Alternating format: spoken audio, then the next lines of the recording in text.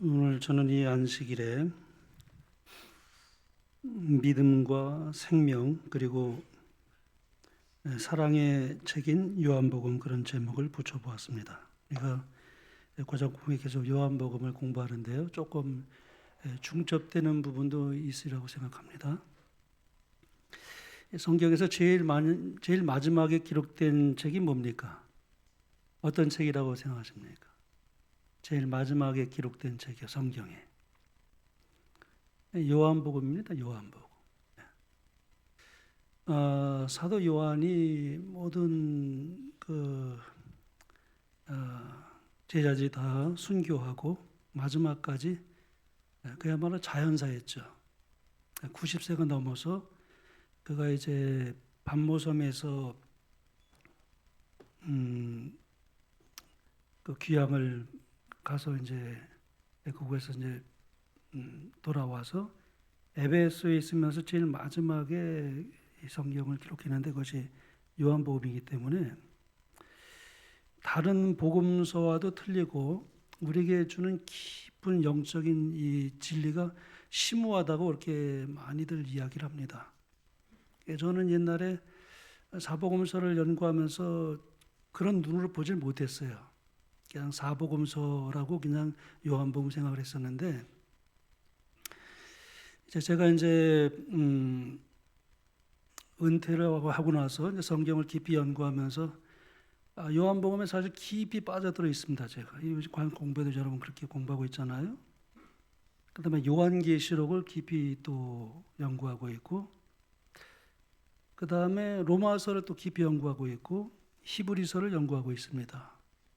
근데 이 제일 마지막에 기록된 요한복음, 그 다음에 가장 복음을 잘 설명하고 있다는 사도 바울의 로마서, 갈라디아서, 그리고 예수님께서 이 마지막 때에 하늘에서 중보하고 있는 그 마지막 조사 심판에 관련된 그런 이 예수님의 귀한 중보의 그 기록이 히브리서의 기록이 되어 있거든요.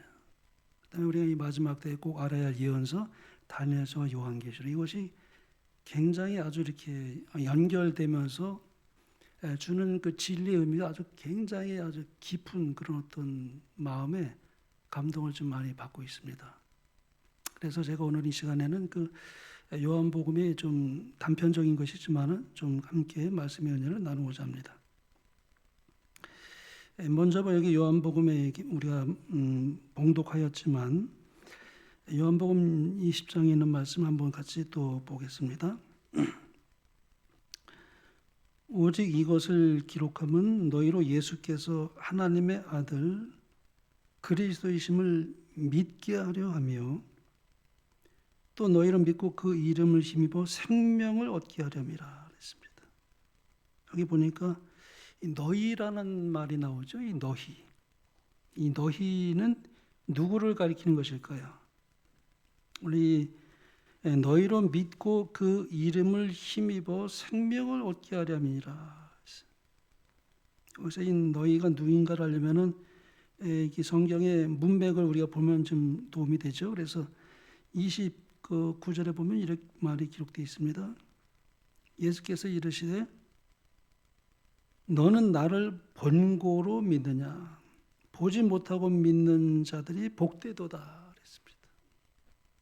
그러니까 여기 너희는 누구냐 하면은 예수님을 보지 못하고 믿는 사람들을 가리킵니다. 예수님을 보지 못하고 믿는 사람들.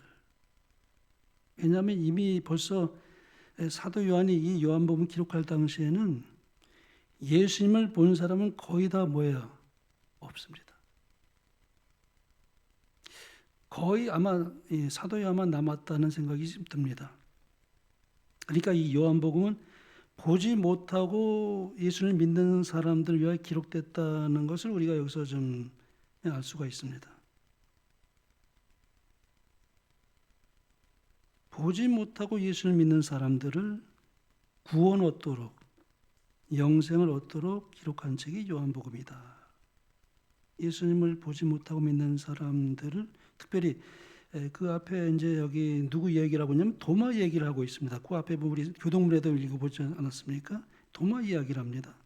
도마가 무슨 말 했습니까? 나는 예수님이 부활한 것을 내가 보고 내 이 손가락으로 이렇게 만지기 전에는 내가 믿지 못하겠다 이렇게 말했던 사람이죠. 그때 예수님께서 그랬죠. 너는 나를 본고로 믿느냐? 보지 못하고 믿는 자들은 복되도다. 이렇게 하신 예수님이 하신 이 말씀에서 우리 요한복음이 어떤 사람을 대상으로 기록했는지를 한번 좀 생각해 보게 되는 것입니다. 그래서 여기 보면은 믿게 하려 하며 그랬죠. 믿게 하려 하며. 믿지 않는 사람들을 믿게 하려는 그런 뜻도 있지만은 이미 믿는 사람들을 더 확실하게 믿게 하는 책이 바로 요한복음이다. 그래서 이런 목적 때문에 그래서 이렇게 쓰여진 그런 책이기 때문에 예수님을 보지 않고도 믿을 수 있는 이 거리와 시간을 초월한 그런 내용으로서 믿음을 부여하는 그런 중요한 내용이 여기 요한복음에 기록되어 있습니다. 이런 목적을 위해서 예수님께서 행하신 것을 전부 기록한다면은 요한복음 22 여기 21장 맨 마지막에 보면은 사도안이 이렇게 말했습니다. 예수께서 행하신 일이 이외에도 많으니 만일 낱낱이 기록된다면 이 세상이라도 이 기록한 책을 두기에 부족할 줄 아노라. 그러니까 요한이 만약에 기회가 주어져서 기록할 수 있는 것이 주어졌다면은 그 낱낱이 다 기록하면 이 세상도 감당하지 못한다는 그 말을 했습니다. 왜 그럴까요? 그러니까 예수님의 그 사랑 이야기는 끝이 없는 거예요. 우리가 어떤 경우에는 믿음의 대화를 나눌 때 예수님의 사랑 얘기를 하면 끝이 없어요. 하나님의 사랑 얘기는 정말 끝이 없습니다. 말씀을 연구해도 끝이 없어요. 복음을 이해하게 되면은 복음의 찬란함 속에서 깊도다 경건의 비밀이여 그런 말이 사도 바울처럼 우리가 깊은 그런 마음을 가지고 우리가 이제 성경 속에서 이제 하나님의 사랑을 발견할 때는 계속 성경을 연구하고 싶은 마음이 이제 계속 일어납니다. 더 하나님을 알고 싶어지고 더 하나님을 사랑하고 싶어지고 그래서 나는 잊어버리고 오직 주님만을 깊이 말씀 속에서 그 발견하기를 원하는 마음으로 그 하나님의 사랑을 이제 깨닫기 시작하면은 그 사랑 속에 끝이 없는 얘기. 그러니까 아마 사도 요한은 그런 뜻으로 그렇게 말씀했다고 생각합니다. 세상도 감당치 못할 것이다. 끝이 없는 얘기. 사랑 이야기이기 때문에 그렇습니다. 근데 여기서 이제 그 사도 요한은 그 중에서 표적 7가지를 택했어요. 얼마나 많은 기록을 남길 수 있는데도 불구하고 그 중에서 예수님의 행하신 행적 가운데 7가지만 추려서 여기 이제 요한복음에 기록을 했습니다. 그런데 이 7가지 표적의 특징을 보면은 예수님이 거기에 직접 계시지 않아도 이적이 일어날 수 있는 그런 사건이에요. 다른 복음서에 보면은 예수님께서 이적을 행하실 때 그 자리에서 만지시거나 해서 이렇게 고쳤는데 요한복음에는 그런 것은 다 빼버리고 일부러 무엇을 기록했냐면은 예수님이 계시지 않아도 믿게 만드는 사건. 스스로 그렇게 7가지 표적이 그렇게 기록이 되어 있는 것을 보게 됩니다. 가나의 혼인잔치에서도 그렇습니다. 예수님은 이 물에다가 손대지 않았어요. 그냥 어떻게 했습니까? 말씀만 하셨습니다. 그 하인들이 이제 그것을 이제 하기 전에 마리아가 그런 말을 했죠. 하인들에게 너에게 무슨 말씀을 하시든지 그대로 하라. 이제는 떠서 연회장에 갖다 주라 하심에 갖다 주었더니 그랬어요. 예수님께서 계시지 않은 다른 곳으로 이제 가는 도중에 물이 포도주로 변했습니다. 말씀을 믿으면 이적이 일어난 것입니다.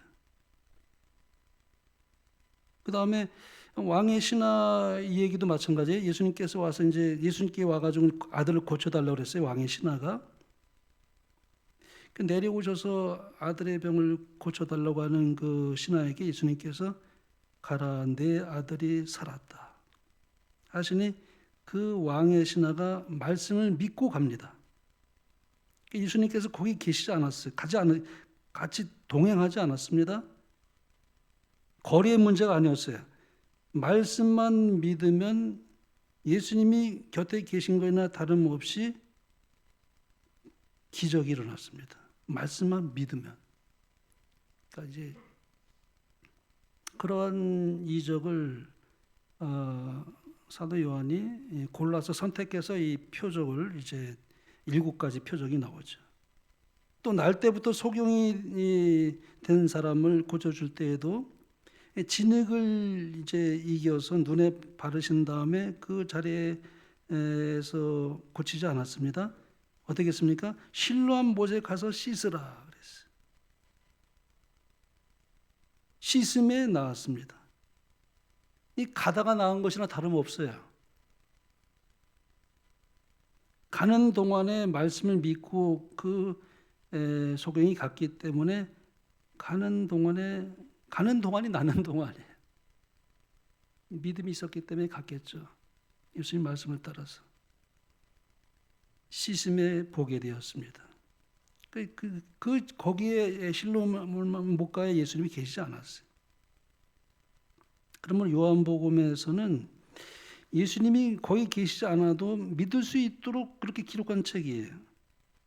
그 말씀만 믿으면 그 일이, 이적이, 표적이 일어났습니다. 그래서 표적이라는 말을 썼습니다. 이적이라는 말을 쓰지 않았어요. 표적이라는 말을 썼습니다. 그런 특별한 구조를 가진 책이 바로 요한복음이라고 말할 수 있습니다.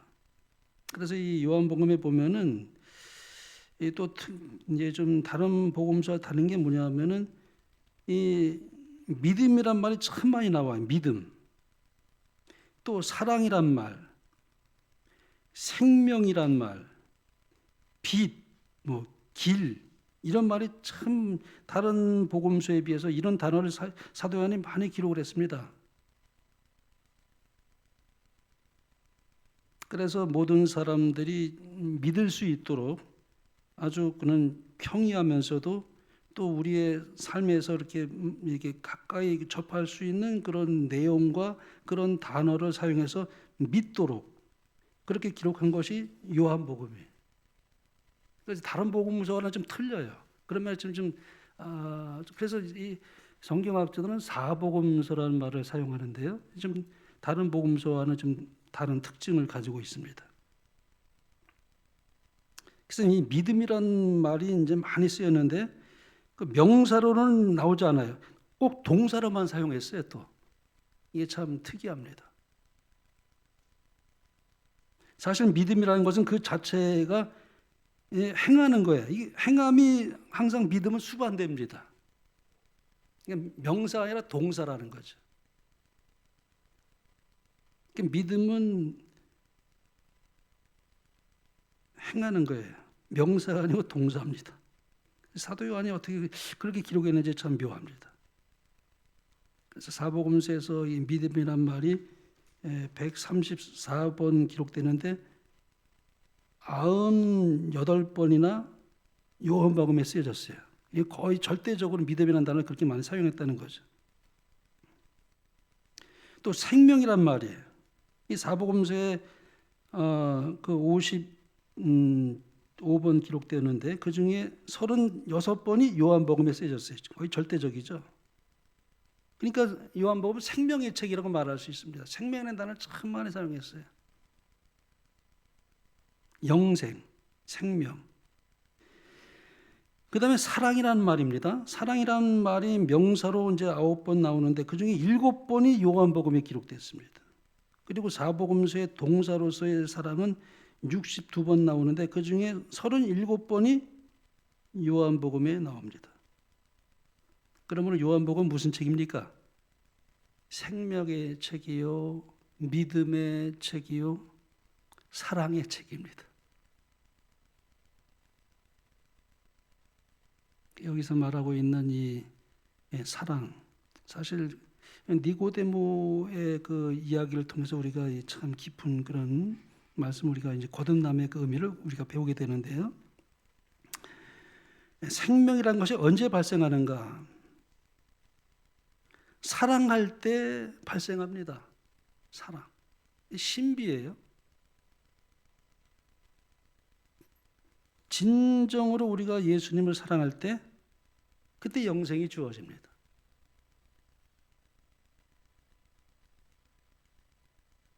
사랑이 없으면 생명이 발생하지를 않습니다. 이것은 영적인 법칙이에요. 자연의 법칙이기도 하고요. 하나님이 세상을 이처럼 사랑하셨다는 사실을 알고 그것을 체험할 때 생명이 생겨요. 생명이 발생합니다. 그게 거듭남의 중생입니다. 그 사랑을 받아들여야 생명이 발생하게 되어 있습니다. 이 법칙이죠. 근데 이 사랑을 거절하면은 그것이 죽음입니다. 굉장히 중요한 법칙이에요. 하나님의 사랑을 거절하는 것이 죽음이에요. 근데 하나님의 사랑을 내가 받아들이고 하나님과 주님과의 관계를 가지게 되면 그것이 생명이에요. 그것이 구원이에요. 그것이 영생입니다. 사랑의 관계가 형성이 되어 생명이 발생합니다. 근데 그런 측면에서 요한복음은 쫙 그렇게 기록을 했어요. 그래서 사랑이라는 단어가 많이 나오고 생명이라는 단어, 믿음이라는 단어. 그러니까 요한복음 3장 16절은 아주 그 자체 안에 모든 복음이 다 들어가 있어요, 사실은. 그 짧은 요한복음 3장 16절 안에 그 복음의 그 전부가 사실은 들어가 있습니다. 그래서 우리가 요한복음 3장 16절을 작은 복음이다. 성경을 전체를 요약하면 요한복음 3장 16절이다. 저도 그때 잘 그때 옛날에는 몰랐어요. 근데 요한복음을 요즘 그리고 로마서를 깊이 연구하면서 그렇구나. 요한복음 3장 16절이야말로 진짜 성경을 요약한 작은 복음이구나. 하나님이 세상을 이처럼 사랑하사 독생자를 주셨으니 그랬어요. 사랑은 주는 것입니다. 어제 제가 저녁 예배 드릴 때 은혜는 주는 것이라 그렇게 말씀했어요. 주지 않으면 은혜가 성립이 안 돼요. 하나님이 먼저 주셨어요. 그리고 받아들인 것이 구원이에요. 하나님이 사랑했습니다, 우리를. 그래서 독생자를 주셨는데 사랑을 받아들이지 않으면 그것이 사망이에요. 그게 믿음이에요. 받아들인 것이 믿음이에요. 그러면 뭐예요? 생명이 탄생합니다. 이는 저를 믿는 자마다 멸망치 않고 영생을, 그 생명은 영생이에요. 헬라어로 조에 그랬어요. 그거는 우리가 가지고 있는 육신의 그 생명을 말하지 않아요. 하나님의 생명을 조회라고 표현했어요. 헬라어에서는. 그거는 하나님의 생명이 들어간 것이에요. 본질이 바뀐 겁니다. 이게 생명이 법칙이에요. 요한복음 3장 16절은 참 굉장한 그 의미로서 우리에게 다가오는 것입니다. 그 사랑을 받아들여야 생명이 발생하게 되어 있습니다. 그 법칙이에요. 근데 이 사랑을 받아들이려면 믿음이 있어야 돼요. 믿음이 없이는 또 사랑할 수 없습니다. 믿지 못하는 사람을 우리가 사랑할 수 있습니까? 사랑할 수 없죠.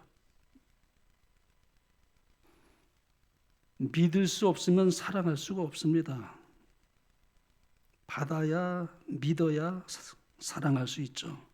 사랑은 그래서 주는 것이기 때문에 그렇습니다. 하나님이 세상을 이처럼 사랑하사 독생자를 주었으니 이는 저를 믿는 자마다 멸망치 않고 영생을 얻게 하려 하심이니라.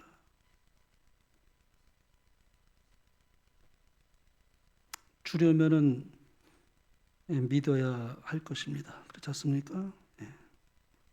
믿으면 받는 것인데 먼저 주어야 되죠. 하나님 먼저 주셨어요. 독생자를 주셨습니다. 그걸 받는 것이 구원이에요. 사랑에 반응하지 않으면 그래서 그게 사망입니다.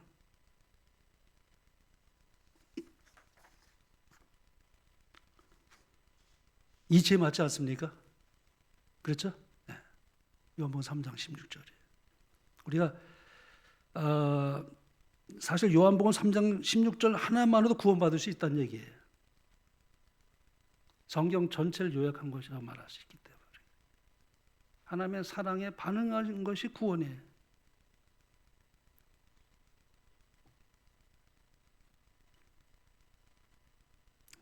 근데 요한복음에는 이제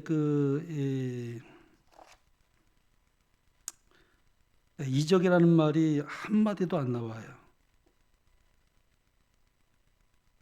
이적이란 말이 안 나와요. 표적이란 말로 바꾸었어요.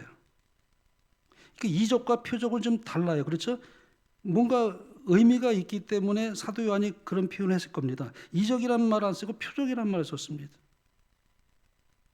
우리가 이적은 영어로 미러클이라고 하고 표적은 사인이라는 말을 씁니다. 우리가 시조, 사인즈 오브 타임 그랬죠? 시대의 징조, 시조. 그러니까 사인이 뭡니까? 징조예요.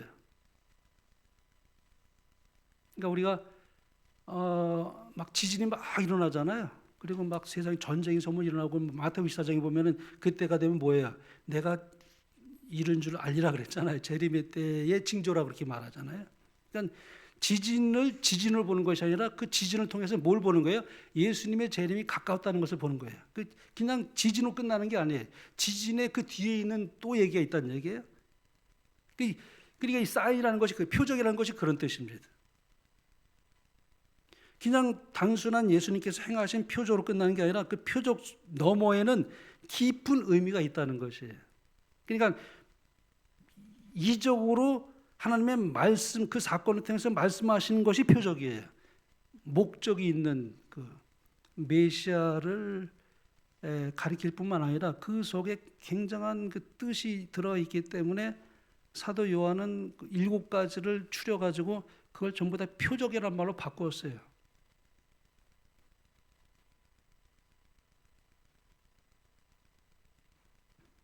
그래서 어떤 사건 너머에 있는 깊은 의미를 보여주기 때문에 요한복음은 굉장히 심오합니다. 제가 이제 조금씩 이렇게 성경이 열리기 시작하니까 제가 아주 깊이 빠져들고 있어요. 제가 요한복음 요즘 연구하면서 아주 깊이 빠져들고 있습니다. 옛날엔 그걸 보지 못했는데 그 너머의 깊은 복음의 그 이 의미를 이렇게 조금씩 이렇게 깨닫게 되면서 이 화이트 부인이 주신 증언의 말씀을 다 이렇게 연결시켜 가지고 또 연구하고 계시록과 또 이렇게 연결해서 연구하고 히브리서와 로마서 이렇게 같이 연결해서 이렇게 연구하면서 요한복음이 정말 심오한 책이다. 그 너머의 깊은 의미를 담고 있는 책이다. 그 성경학자들이 왜 그렇게 했는가? 저는 옛날에 그 맛을 몰랐어요. 근데 이제 제가 조금 그렇구나. 그래서 성경학자들이 제4의 복음서를 공간 복음서는 다르게 심오한 책이라고 왜 했을까? 그래서 표적이라는 의미가 그것입니다. 심오한 것을 담고 있습니다. 예를 들어서 우리 성전을 정결케 한 예수님의 그 행하심이 나오지 않습니까? 그때 이제 예수님께서 이 성전을 헐라 내가 3일 만에 일으키리라. 사람들이 그게 46년 동안 걸려서 그렇게 지은 성전을 그것을 사흘 만에 짓는다, 일으킨다. 이 사람들이 참 그 뜻을 알지 못했죠. 제자들도 알지 못했습니다. 그러나 예수는 성전된 자기 육체를 가리켜 말씀하신 것이라. 죽은 자 가운데서 살아나신 후에야 제자들이 이 말씀하신 것을 기억하고 그때야 그 뜻을 깨달았다 그랬습니다. 그때는 그 전에는 그걸 깨닫지 못한 거예요. 예수님 하신 그 말씀을 너희가 지금은 알지 못하나 후에는 알리라. 그렇게 예수님 제자들에게 많이 말씀하셨거든요. 그 이면의 깊은 심오함을 담고 있는 것이 요한복음이에요. 니고데모의 얘기도 마찬가지입니다. 예수님께서 그랬죠. 찾아온 니고데모에게 바람이 임의로 불매 네가 어디서 와서 어디로 가는지 알지 못하느니 성령으로 난 사람은 그러하니라. 그러니까 이제 니고데모는 성경학자였거든요. 무슨 말입니까? 그게 어찌 그런 일이 있습니까? 그랬잖아요. 니고데모가. 근데 나중에 언제 깨달았습니까? 니고데모가 그때 깨닫지 못했습니다. 나중에 예수님께 십자가에 못 박혔을 때 이는 실로 하나님의 아들이었도다. 그때 가서 니고데모가 깨닫습니다. 요한복음 3장에 있는 그 말씀. 그래서 그때 요한복음 3장 16절이 나와요. 니고데모와 있었던 그 회견에서 나온 그 아주 정말 귀한 말씀이 오늘 우리에게 전파된 것은 그 니고데모가 틀림없이 사도 요한에게 말했을 겁니다. 자기가 예수를 만난 얘기를 아마 전했을 겁니다. 그때는 몰랐어요. 제자들도 몰랐습니다. 그러나 나중에 깨닫게 되죠. 이 요한복음 얘기가 다 그런 것으로 많이 가득 차 있습니다.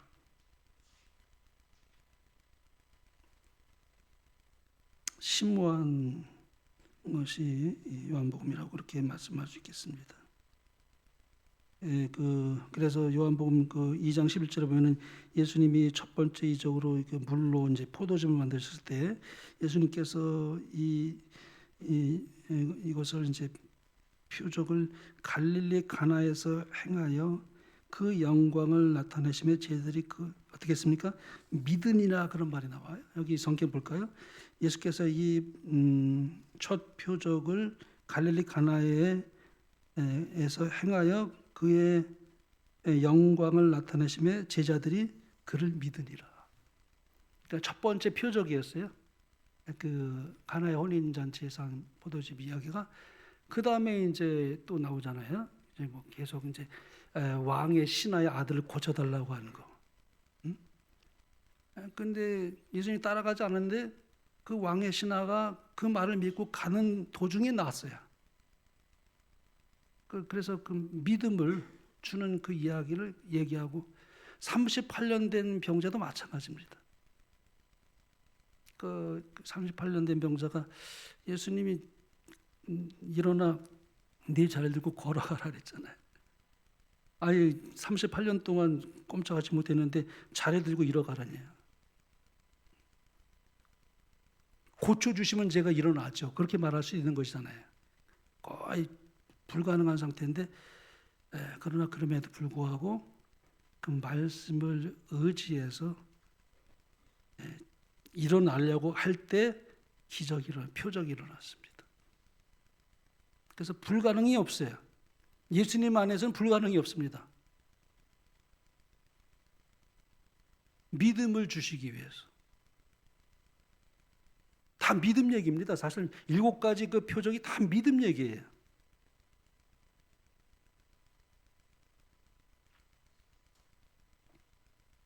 마지막에는 이제 최고의 이적을 행하시는데 그것이 뭡니까? 나사로를 냄새나는 그 시신의 그 나사로를 죽음에서 살린 것이 최고의 이적이 그 표적이라는 말 쓰죠. 거기서도 최고의 표적이죠.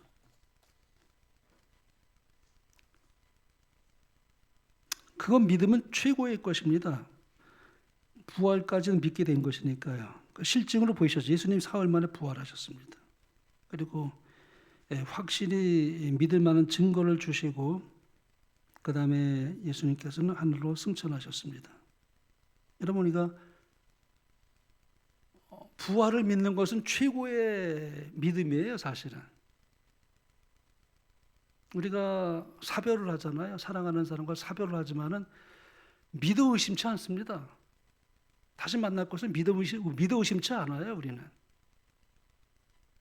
소망이 있잖아요. 영원히 슬퍼하지 않아요. 이 땅에서 우리가 언젠가는 잠들 수밖에 없는 그런 죽음을 우리가 직면하지만은 우리가 사랑하는 사람, 부모님이나 사랑하는 우리 가족들, 우리가 장례식 때 정말 하나 믿지 않는 사람들은 그걸 위로를 받을 수 없을지라도 우리는 위로를 받습니다. 왜? 부활을 믿기 때문에 그래요.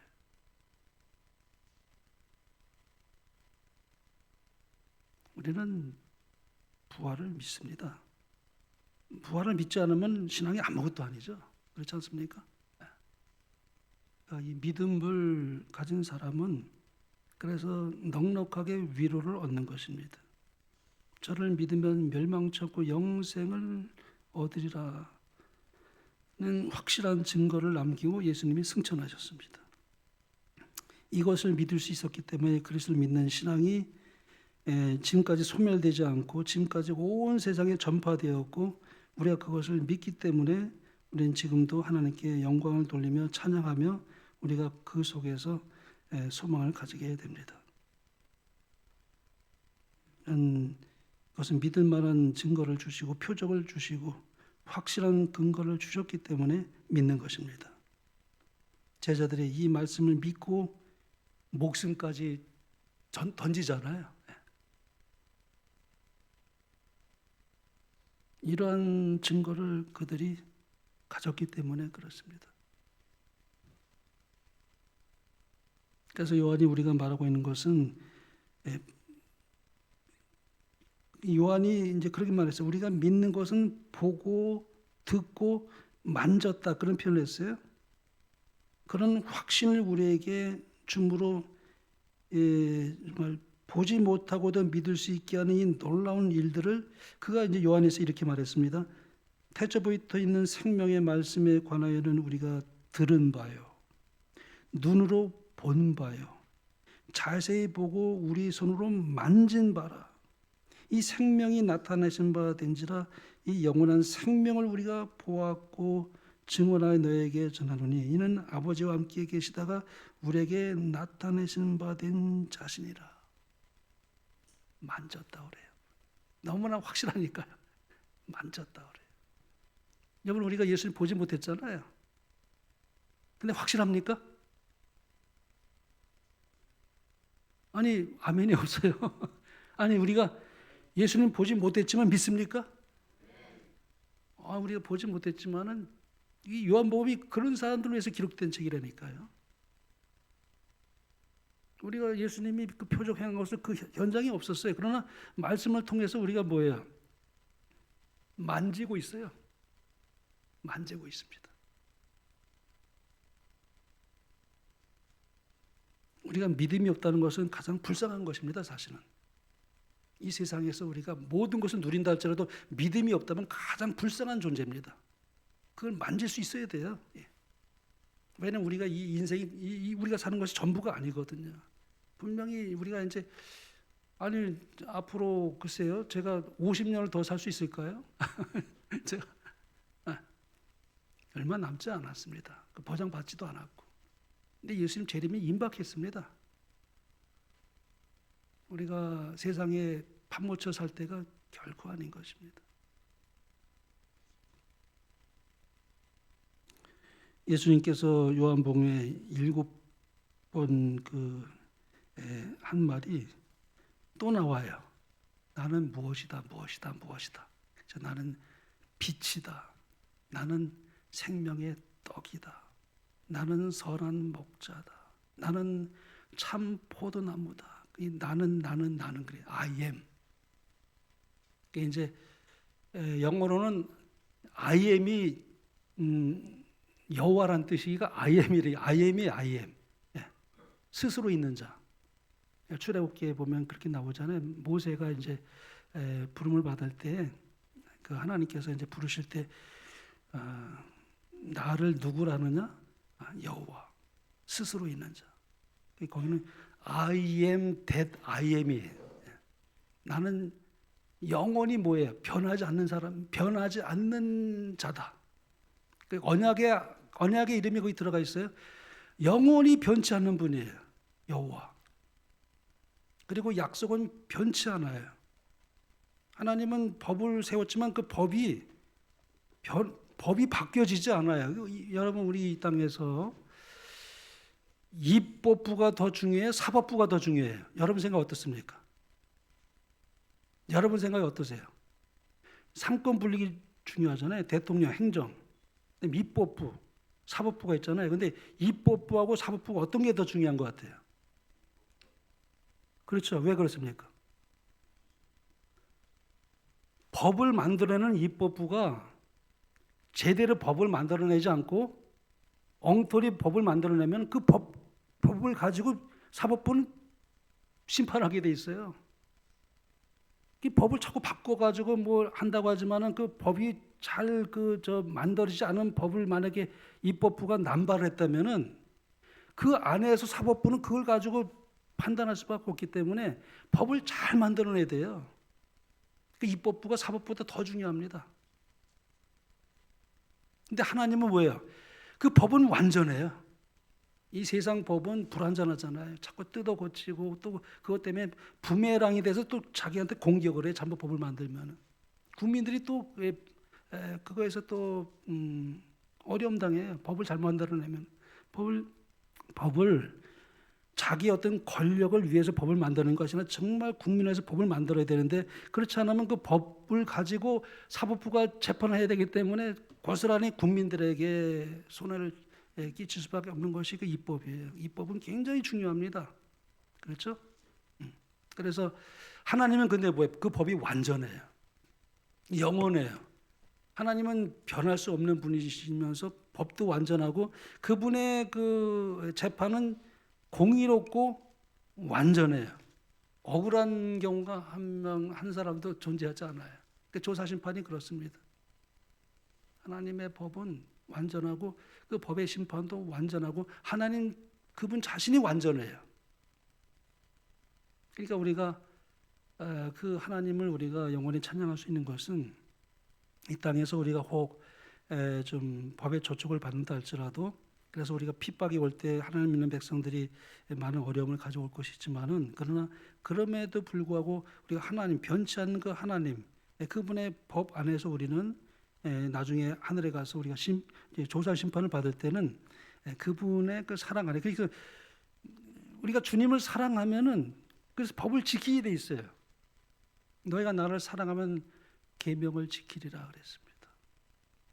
내가 주님을 사랑하는데 계명을 안 지킨다. 그거는 말이 안 되는 거예요. 그 계명이 뭐냐면 하나님의 그 법 자체가 그분의 품성이 사본이기 때문에 우리가 하나님을 사랑하면은 그분 자신의 그분의 품성의 사본이라고 할 수 있는 그 법을 우리가 이제 따라가게 되는 것이 이제 하나님의 백성들의 그 삶이라고 말할 수 있습니다. 왜냐하면 그 마음의 신비에 새겨지기 때문에 그렇습니다.